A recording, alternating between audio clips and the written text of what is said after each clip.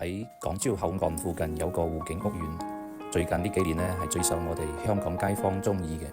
咁呢個屋苑呢，配套咗我哋300畝嘅一個大型天然湖，咁喺我哋屋企直接可以望到我哋嘅一線湖景。咁今次推出嘅係我哋第4代嘅一個住宅。咁第4代住宅有咩唔同呢？就係我哋嘅實用率咧係可以高達130%。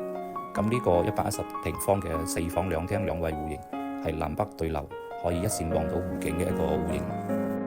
屋苑呢，配套咗我哋嘅商業街啦、超市啦，亦都開通咗我哋嘅香港直通巴士，可以直接返到我哋嘅香港嘅荃灣、太子、尖沙咀。所以好多香港街坊睇重嘅就係個交通嘅便捷性啦，往返香港係好方便，同埋通勤時間呢係大大縮短嘅。咁今次嘅第4代住宅呢，推出嘅新嘅戶型，可以望到我哋一線湖景。主人房呢亦都可以有個270度嘅一個景觀客窗，真係瞓喺鋪床度就可以望到我哋嘅一線湖景。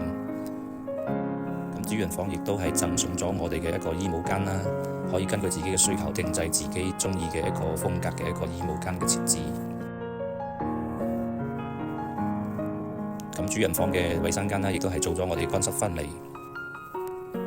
咁總體嚟講呢，依家嘅第4代住宅呢，主打就係我哋嘅實用率超高啦，去到130%嘅，所以呢，依家係最多客戶選擇購買嘅。咁每日望住呢個湖景呢，亦都係令到我哋嘅生活非常之寫意嘅。咁如果大家對呢個屋苑有興趣嘅，隨時聯絡我。